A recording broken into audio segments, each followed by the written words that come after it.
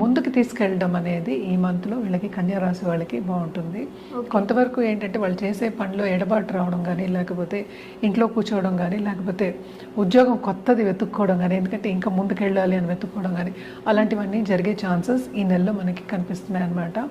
And also పిల్లల విషయానికి వస్తే ఎస్పెషలీ స్టూడెంట్స్ అంటే చదువుకున్న వాళ్ళు ఉంటారు కదా, పై చదువులకి బయటికి పంపించే ఛాన్సెస్ అనేవి మనకి కనిపిస్తున్నాయి అన్నమాట. ఏదైనా సరే కొంతవరకు వీళ్ళకి ఖర్చు ఉంది, అటు శ్రమ ఉంది. అంత ఏంటంటే సాటిస్ఫాక్షన్ ఉండే ఒక మంత్ కింద మనం కన్యా రాశి వాళ్ళకి చెప్పుకోలేము. నిరుద్యోగులకి ఉద్యోగ అవకాశం అనేది తప్పక వచ్చే ఛాన్సెస్ మనకి కనిపిస్తున్నాయి అనమాట. Especially second half of this month అంటే 8th లాట్ కూడా అంటే ప్రాపర్టీస్ ఇష్యూ వచ్చే ఛాన్సెస్ కూడా మనకి ఎక్కువ కనిపిస్తుంది. 12th లాట్ కూడా ఏంటంటే 8th నుంచి మనకి 9thకి వెళ్తున్నారు అనమాట.